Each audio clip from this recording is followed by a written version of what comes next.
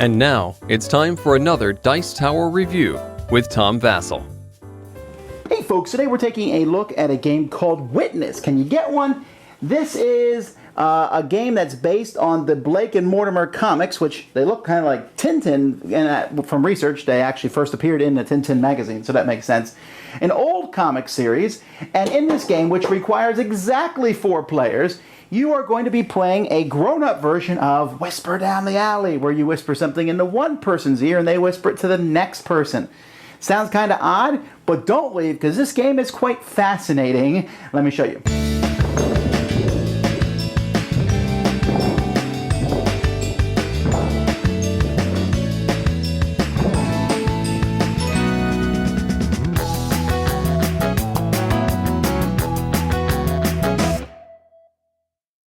So here are the components for the game.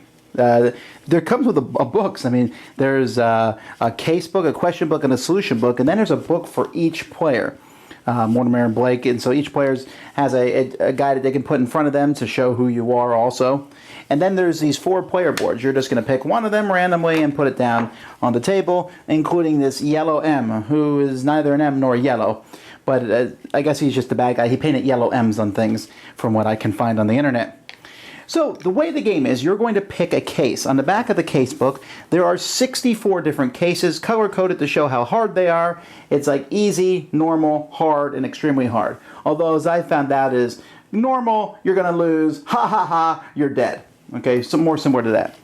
So you're going to pick a case, and at this point, I like to say, I'm going to show some brief spoilers to the game. However, I'm going to try to show different spoilers to different cases so that makes no sense. But you open the case up, and it will tell you, and you will read some thing that goes on in that case. Okay, so this kind of gives everybody the background to the case. Each player then will find that same case, so number 1. So let's say this is number 1 for this guy, and this shows him his clue. And Mortimer is also going to be looking, and he'll look at his clue and read this and stuff. And so their clues are going to be different. Then you're going to look at the board, and the yellow M is here to keep track.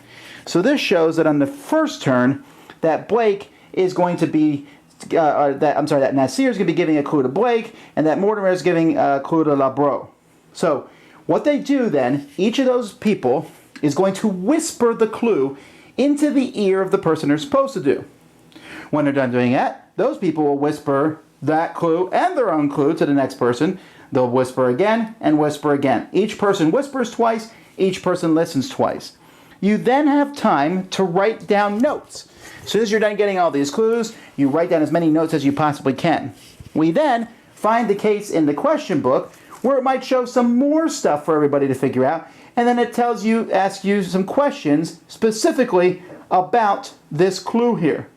And so you're going to have to use the clues that you've gotten and answer those 3 questions. You will then, and I'm not showing you this one at all, you'll open a solution book which will give you the answers and tell you what happened in the case.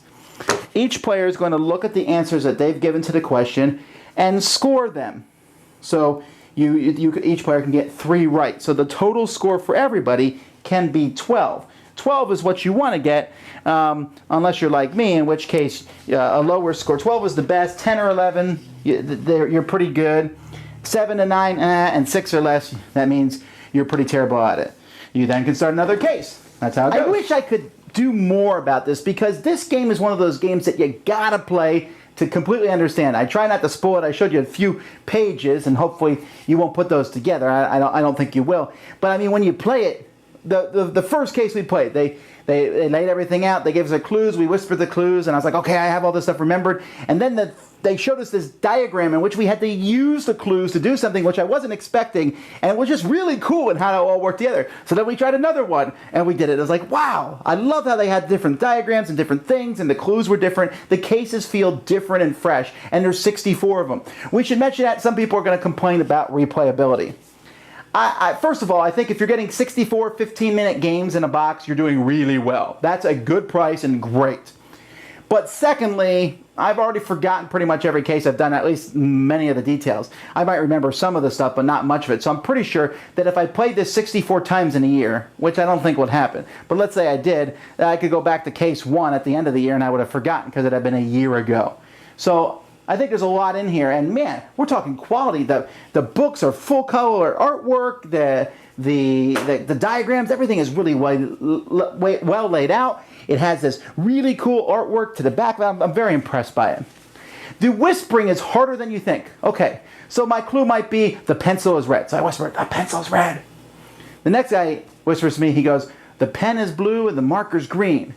So he's whispering two things, being like, okay, I got those two things.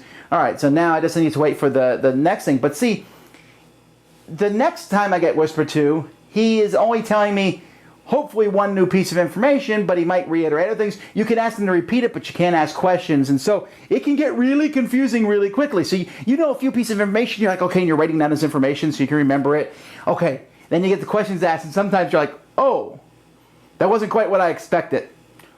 Wow, I love this game. I was so impressed by it. Certainly a unique twist, certainly a cool thing. It is hampered by the fact that it needs exactly 4 players. It won't work with any less or any more.